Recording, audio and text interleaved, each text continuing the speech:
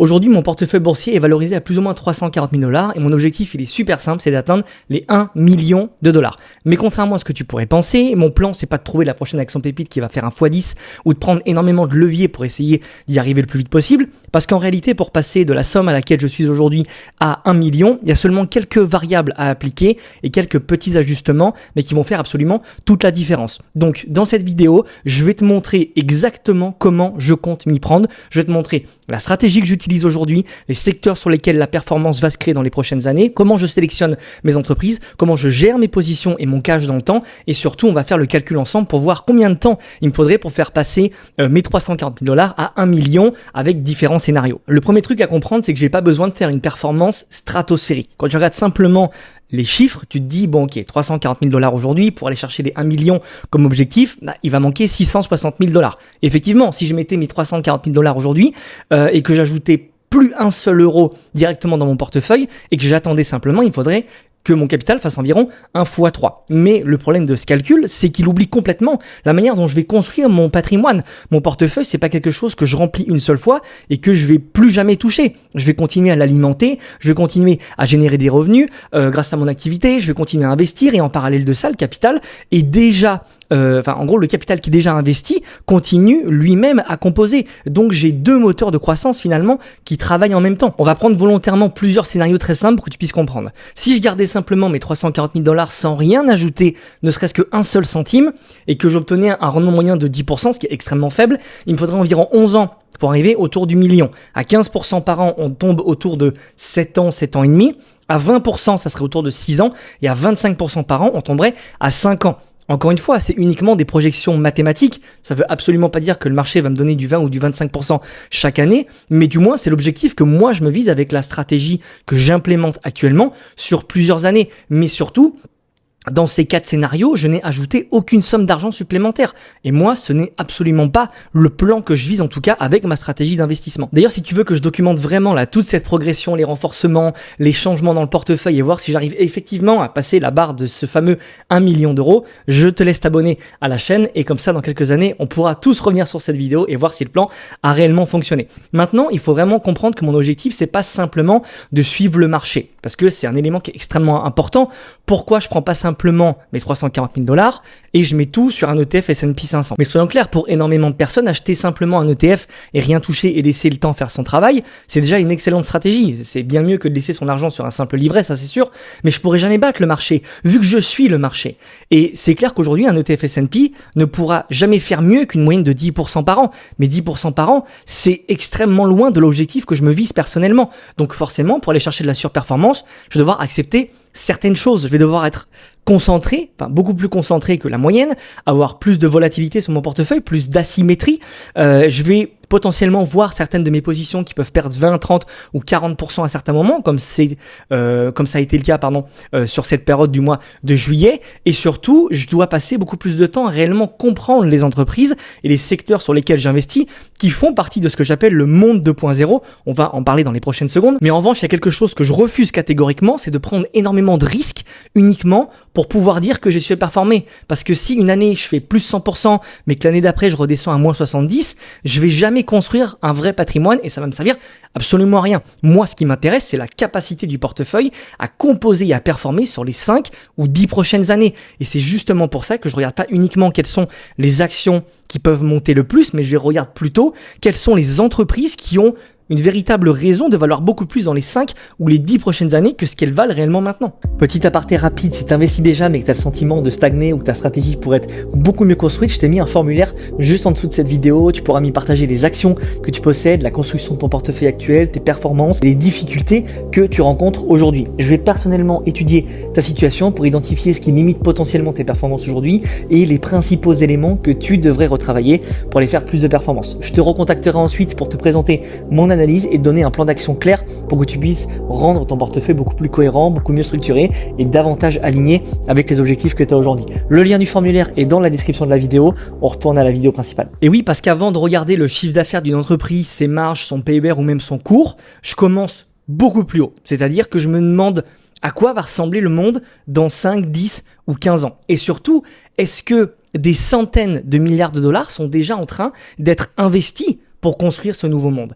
Il faut que tu comprennes qu'investir, c'est pas simplement trouver une bonne entreprise, c'est acheter aujourd'hui une partie des entreprises qui vont devenir beaucoup plus importantes dans l'économie de demain qu'elles ne sont réellement aujourd'hui. Et cette distinction, elle est extrêmement importante. Pourquoi ? Parce qu'aujourd'hui, tu peux avoir une excellente entreprise qui fait beaucoup d'argent, avec un excellent bilan, avec une excellente marge, mais si son avantage concurrentiel est progressivement en train de se faire bouffer par l'intelligence artificielle ou par les nouvelles technologies, je n'ai en aucun cas envie de la posséder dans mon portefeuille pour les 5, 10 ou 15 prochaines années. Alors qu'à l'inverse, il y a certaines entreprises qui peuvent paraître encore petites aujourd'hui sur les marchés, mais contrôler une technologie, une infrastructure ou une ressource dont le monde va avoir énormément besoin dans les prochaines années. Et c'est exactement cette stratégie qui me permet par exemple de faire d'énormes performances sur certaines lignes de mon portefeuille. Comme par exemple, j'ai fait quasiment 200% avec l'action Marvell Technologies depuis mars. Tout simplement parce que j'ai compris que les puces personnalisées ou encore la photonique, c'était principalement deux bottlenecks majeurs pour le développement de l'intelligence artificielle, ou encore l'action Nebus pour les infrastructures cloud, qui est clairement essentiel à tout l'écosystème IA, sur lequel j'ai fait quasiment 130% de performance en seulement 8 mois. Et je suis clairement pas le seul à faire ces résultats-là. Je te montrerai plus tard dans la vidéo, mais tous les investisseurs qu'on accompagne aujourd'hui, sur leur ligne, font exactement les mêmes niveaux de pourcentage que moi. Donc tu vois bien que les performances sont là. Elles sont sous tes yeux, mais vu que tu comprends pas le fonctionnement de la tech ni le monde dans lequel on vit, toutes les performances littéralement te passent sous le nez. Donc quel est l'intérêt d'investir si c'est pour pas maximiser ta performance ? Ça ne sert à rien. Si je fais du 10% par an, je vais mettre beaucoup plus de temps à atteindre mon objectif du million que si je faisais du 15 ou du 20. Ça peut paraître évident dit comme ça, mais c'est justement là que tu sous-estimes aujourd'hui complètement l'impact de la stratégie que tu as actuellement dans l'atteinte de tes objectifs. Pourquoi ? Parce que chaque point de performance que tu laisses sur la table représente pas seulement quelques milliers ou quelques dizaines de milliers d'euros en moins cette année, ça représente des mois, voire des années de retard sur ton objectif principal. Parce que si ton portefeuille sous-performe de 5% par an pendant plusieurs années, c'est pas « ouais, c'est dommage, je fais juste un petit peu moins bien ». Pour toi, c'est littéralement catastrophique. Parce que si tu te dis « dommage, j'ai fait un peu moins bien », c'est clairement une réflexion d'investisseur médiocre qui n'est pas du tout au clair avec ses propres raisons internes. Parce que si demain, tu conscientises clairement que 5% de performance perdue chaque année, c'est moins de capital qui compose pour toi, donc moins de gains l'année suivante, puis encore moins de gains l'année d'après, et ainsi de suite, tu vas comprendre qu'à la fin, l'écart est littéralement abyssal. Et c'est exactement pour ça que je suis devenu beaucoup plus intentionnel sur la manière de construire mon portefeuille et de construire mes investissements aujourd'hui. Je cherche pas la performance juste pour pouvoir flexer sur YouTube ou dire que j'ai battu le marché. J'en ai rien à foutre de ça. Je cherche la performance tout simplement parce qu'elle réduit directement la distance entre ma situation actuelle et ma situation désirée. Pourquoi atteindre le million en 10 ans alors que je peux littéralement l'atteindre en 3 ou 5 ans avec les bons choix ? Ça n'a aucun sens. Donc tu dois être exactement dans ce même schéma mental que moi aujourd'hui et dans la même configuration si tu veux performer en bourse. Parce que chaque mauvaise décision que tu prends, chaque mois passé avec du cash qui est mal alloué, chaque portefeuille que tu as qui est mal construit, qui n'est pas optimisé, il n'y a pas de système, sans rien, c'est du temps que tu ne récupéreras jamais. Donc n'oublie pas que tu dois tout mettre en œuvre pour faire plus de performance et pas simplement trouver des bonnes actions aujourd'hui sur le marché, parce que chaque point de performance que tu laisses sur la table, c'est du temps que tu t'ajoutes tout seul entre ta situation actuelle et ta situation désirée. Aujourd'hui, la thèse d'investissement que je construis déjà depuis plusieurs années, elle repose tout simplement sur ce que j'appelle le monde 2.0. L'idée derrière tout ça, c'est assez simple. C'est-à-dire que pendant plusieurs décennies, on a construit toute l'économie numérique, que ce soit Internet, le cloud, les smartphones, les réseaux sociaux, le e-commerce. Et tous ces changements, ils ont créé des centaines et des centaines de très grandes entreprises. Mais avant de pouvoir commander un produit chez Amazon depuis ton téléphone en quelques secondes, il a fallu construire Internet, il a fallu poser la fibre, il a fallu construire des infrastructures réseau, créer des data centers, fabriquer les smartphones, et ensuite seulement il y a des milliers de business qui ont pu être créés et découler de toute cette infrastructure.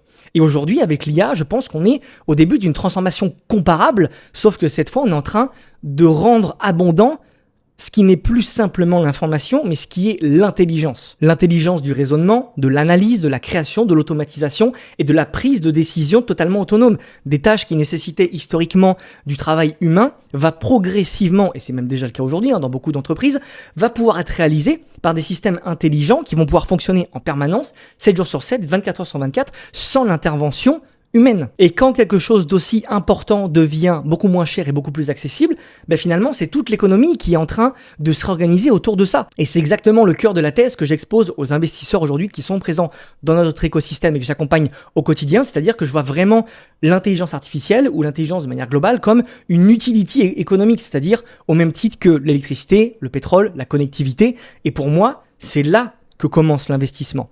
Pas avec quelle action je vais acheter cette semaine ou quelle action je vais pouvoir acheter parce qu'elle va me générer le plus de performance, mais avec si cette transformation elle est réelle, qu'est-ce que le monde va avoir besoin de construire pour qu'elle puisse littéralement opérer et arriver dans les meilleures conditions. Parce qu'aujourd'hui, on peut avoir toutes les opinions qu'on veut sur l'intelligence artificielle. On peut penser que c'est une bulle, qu'on va trop vite, qu'il y a certaines valorisations qui sont trop absurdes, et je suis même d'accord pour dire qu'il y a certains excès, bien évidemment, dans certains secteurs, je ne vais pas dire le contraire, mais il y a une chose beaucoup plus difficile à ignorer, c'est le capital est en train de se déplacer massivement, et ça déjà depuis plusieurs années. Les plus grandes entreprises tech du monde, elles investissent des montants qui sont absolument gigantesques pour construire les infrastructures liées à l'intelligence artificielle. Et quand je vois cette quantité de capital se déplacer, mon premier réflexe en tant qu'investisseur, c'est me dire où va réellement cet argent ? Parce que tu te doutes bien que l'argent déplacé et dépensé par des hyperscalers comme Microsoft, comme Google, comme Meta, comme Amazon, etc.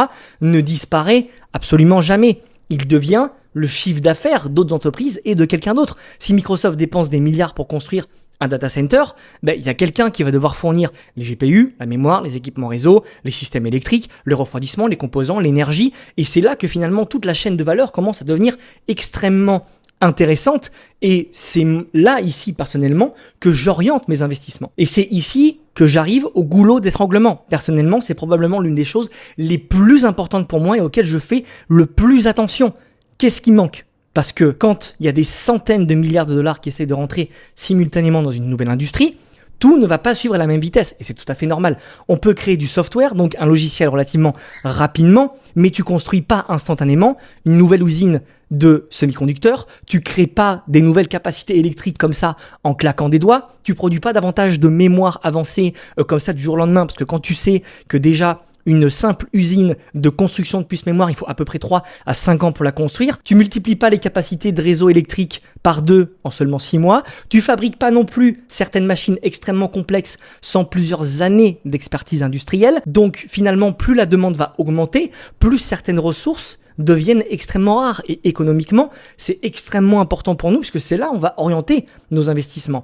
Parce que si tout le monde a besoin de quelque chose mais que finalement il y a très peu d'acteurs qui sont capables de fournir toutes ces thématiques-là, mais le pouvoir se déplace vers celui qui contrôle la ressource. C'est pour ça, c'est ce qu'on appelle le goulot d'étranglement et c'est pour ça que je m'intéresse énormément au bottleneck, les goulots d'étranglement en français. Donc ce qui m'intéresse de savoir, c'est pas quelle est l'entreprise vend l'intelligence artificielle, je veux savoir qu'est-ce que toute l'industrie est obligée d'acheter pour que l'IA puisse continuer à croître et à se développer. Et pour moi, ça change complètement la manière d'investir et de regarder une entreprise, d'où l'importance encore une fois de ne pas regarder que les chiffres comme on le faisait encore il y a très peu de temps ou comme le font aujourd'hui la grande majorité des investisseurs.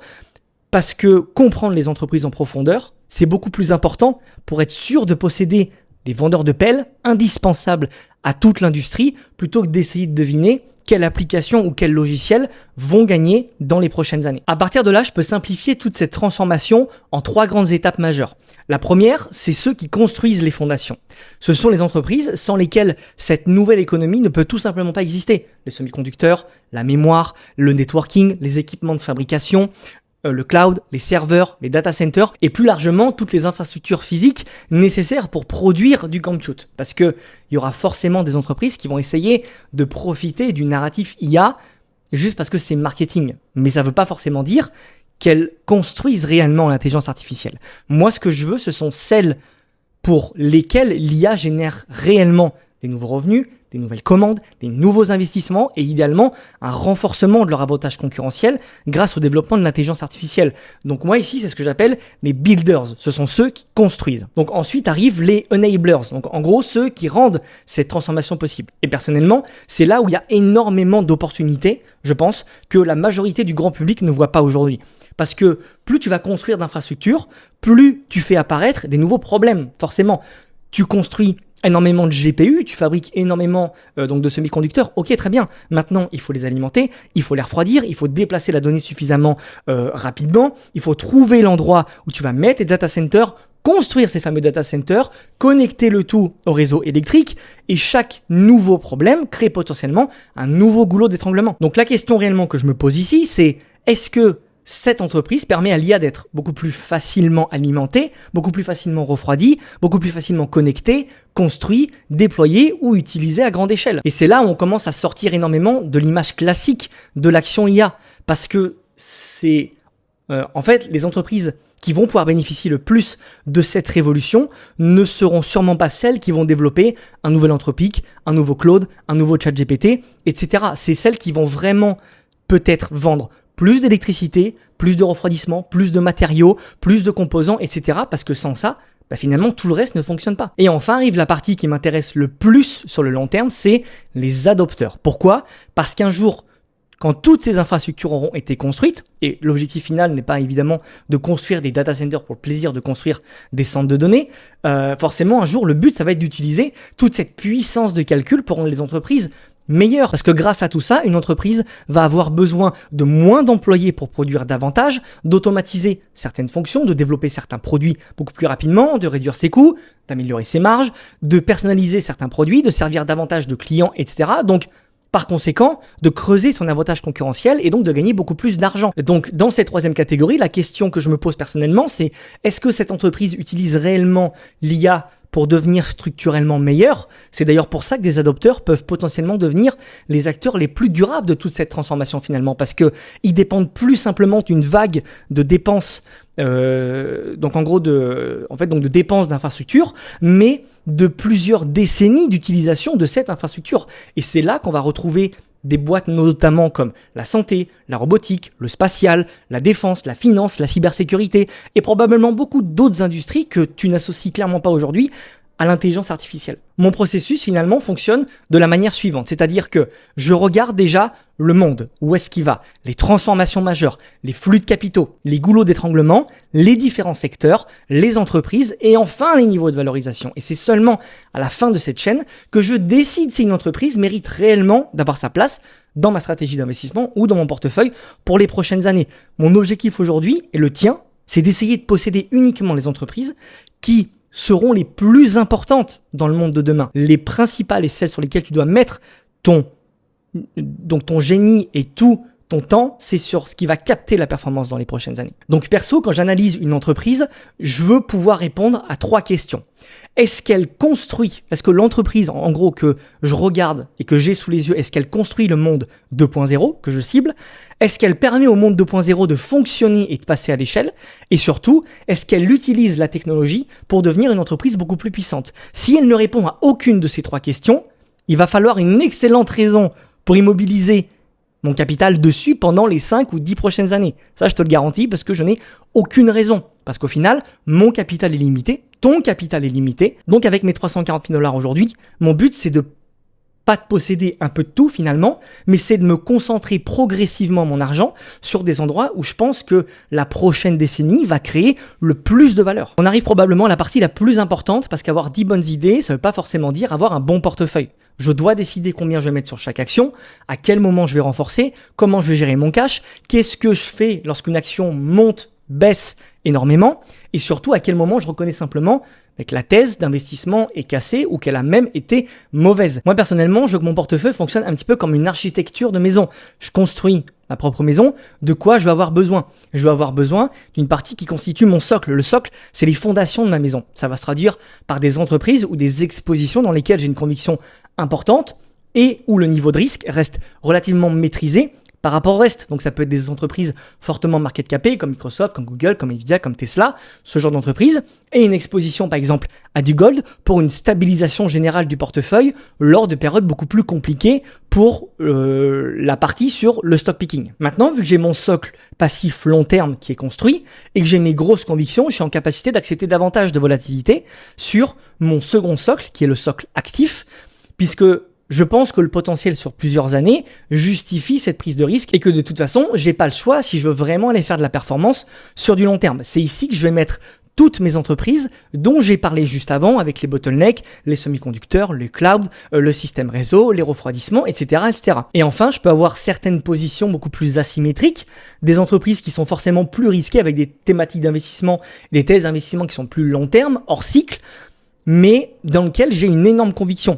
Faiblement pondérée, bien évidemment, pour l'instant, parce que le but, c'est pas d'exploser mon risque, mais même avec une petite allocation, ça peut produire énormément de performance si la thèse d'investissement se réalise. Donc, c'est des actions peut-être que je vais garder sur des horizons d'investissement qui sont beaucoup plus longs. Mais évidemment, la grosse erreur serait de pondérer toutes ces entreprises et toutes ces thématiques d'investissement de la même manière. Parce qu'une entreprise qui est extrêmement spéculative, qui pèse 1 milliard de dollars, ne peut pas représenter le même poids qu'une entreprise qui est beaucoup plus établie et qui, elle, va peser 1000 milliards de dollars, ce qui est totalement logique. Et je vais pas les pondérer de la même manière simplement parce que je les aime bien toutes les deux. C'est là que le risk management commence réellement à prendre tout son sens. Sans ça, je peux avoir les meilleures entreprises dans mon portefeuille, le meilleur portefeuille du monde. Si ma pondération n'est pas calibrée au pourcentage près, ça va complètement changer la trajectoire de mon portefeuille et ça, je peux pas me le permettre. Pourquoi ? Parce que c'est des objectifs qui sont très clairs. Je sais où je veux aller. C'est pour ça que rien n'est laissé au hasard. Et ensuite, toutes mes positions évoluent constamment autour de ma méthode que j'ai appelée la méthode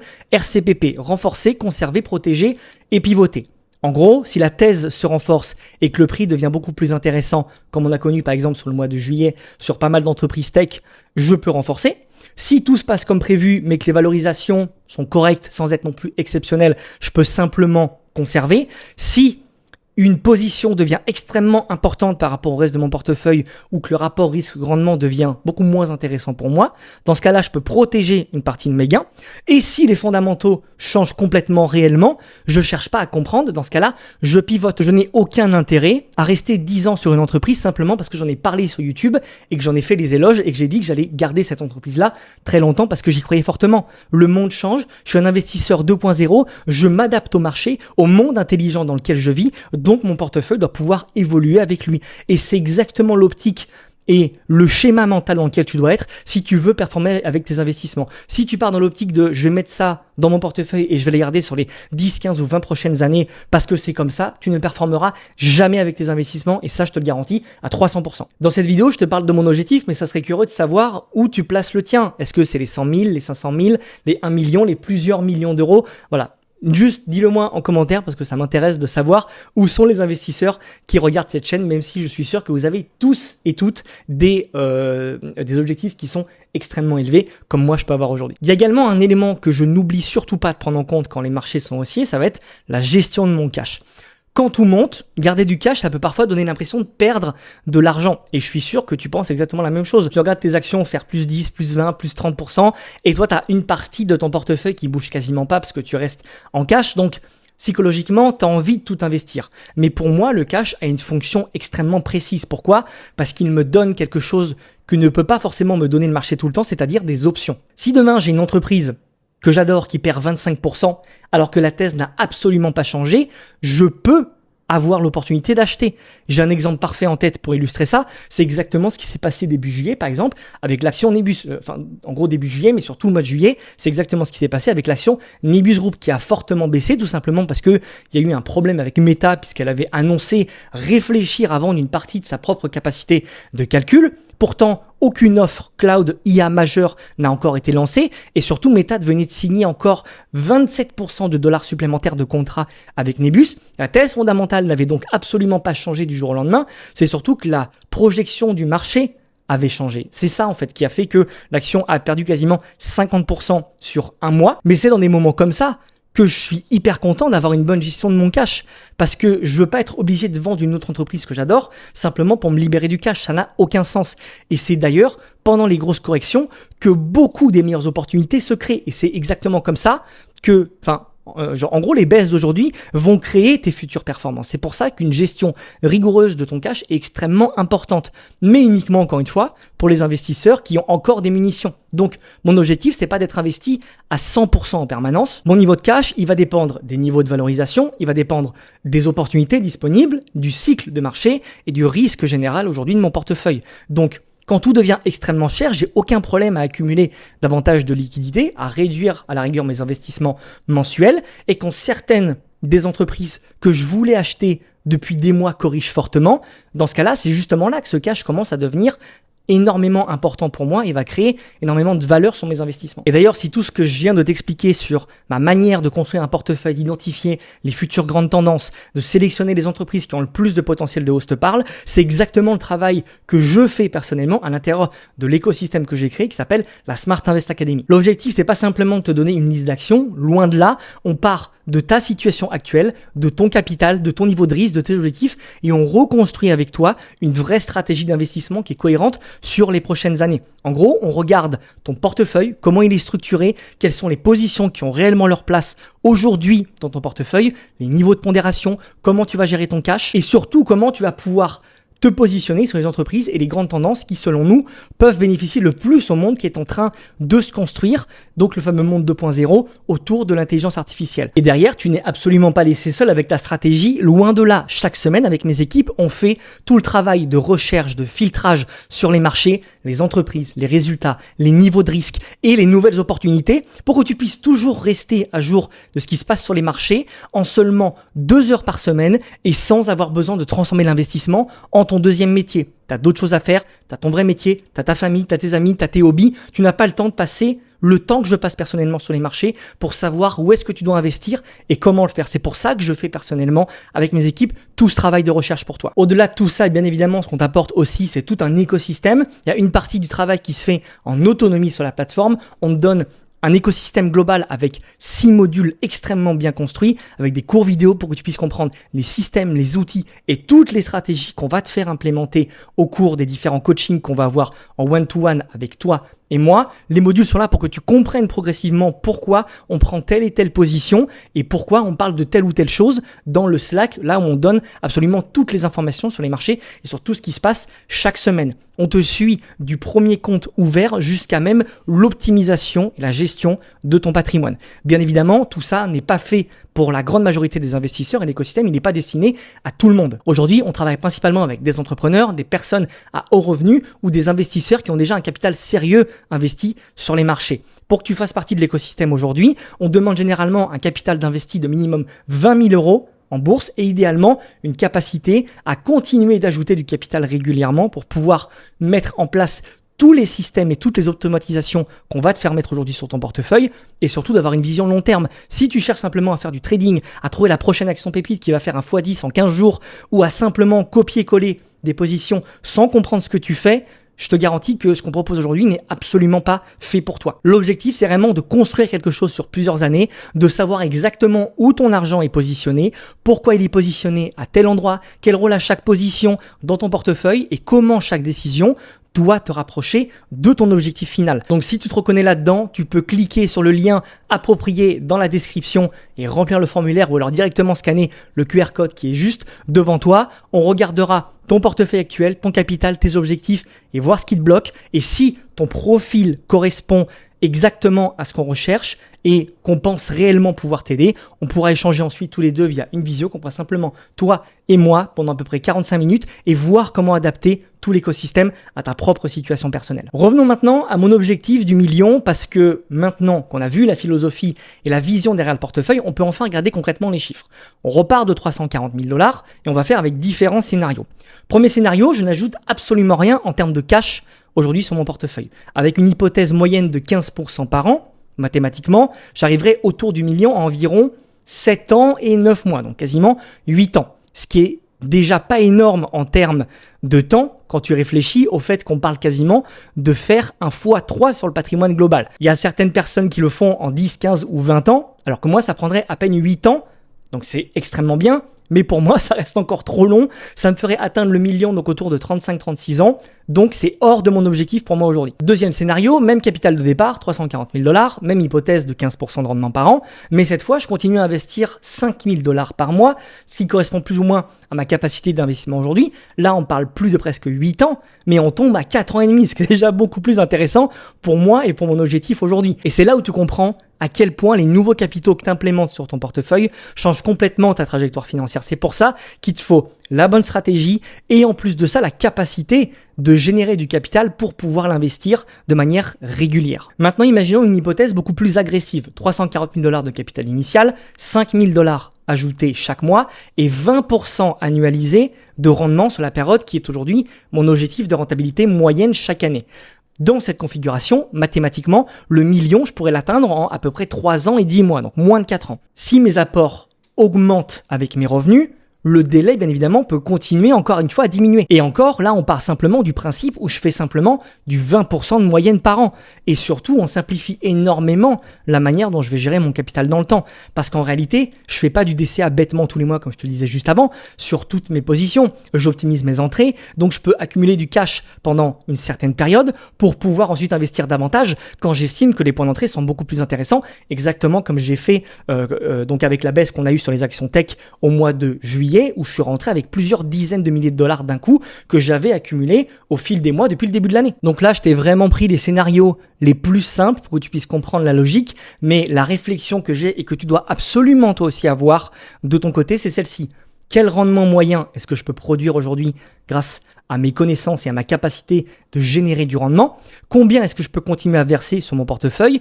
Et surtout, quelle part de mon capital est-ce que je peux conserver en cash pour profiter des meilleures opportunités? Et à partir de là, le million ne devient pas simplement un objectif, mais tout simplement une conséquence mathématique du processus.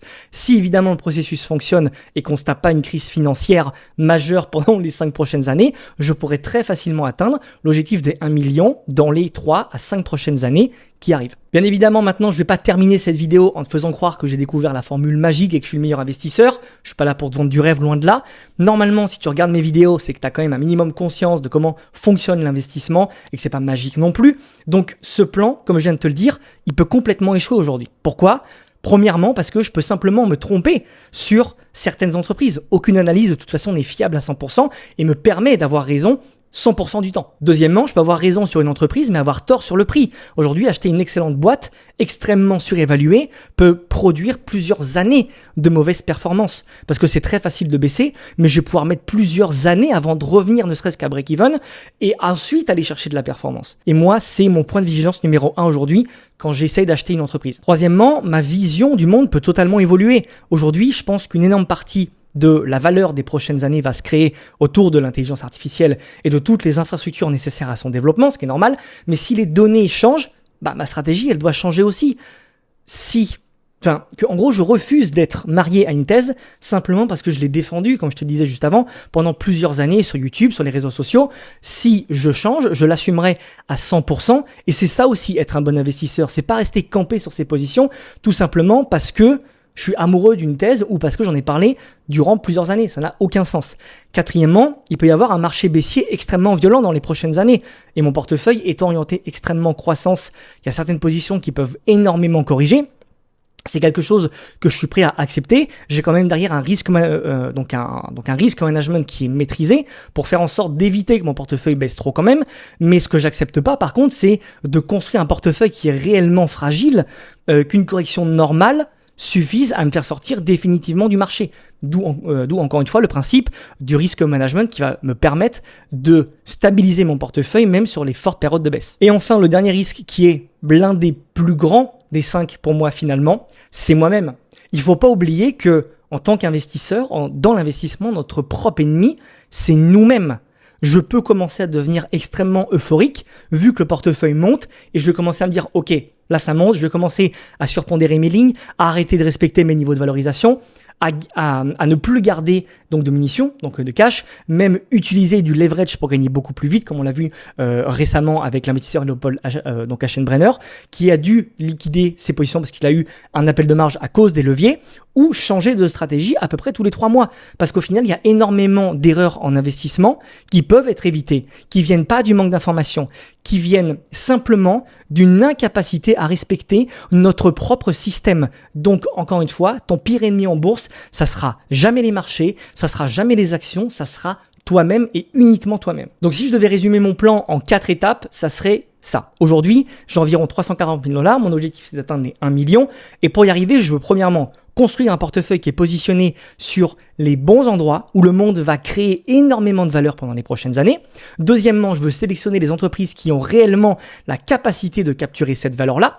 Troisièmement, de construire le portefeuille correctement pour qu'une seule mauvaise décision ne puisse pas détruire plusieurs années de travail et tout ce que j'ai réussi à créer en amont. Et enfin, continuer d'injecter du nouveau capital régulièrement et encore plus pendant les périodes de baisse tant que les thèses d'investissement ne changent pas. En gros, mon avantage aujourd'hui, il viendra surtout de centaines de petites décisions prises correctement et ça pendant plusieurs années. C'est-à-dire acheter, attendre, renforcer quand le risque-rendement devient meilleur, protéger lorsque c'est nécessaire, pivoter quand la thèse d'investissement change, continuer à investir et recommencer indéniablement le process. Parce qu'au fond, le million, c'est pas vraiment le plan. Le million, c'est encore une fois le résultat que je vise si le plan que je suis en train de me calquer ici et que je t'ai présenté est exécuté sans aucun accroc. Donc si tu as regardé cette vidéo jusqu'ici, normalement, tu as déjà une bonne idée de la manière dont je vois l'investissement, la façon dont je construis mes portefeuilles et surtout du niveau d'intention que je mets derrière chaque décision parce que c'est que comme ça que tu feras partie du top 1%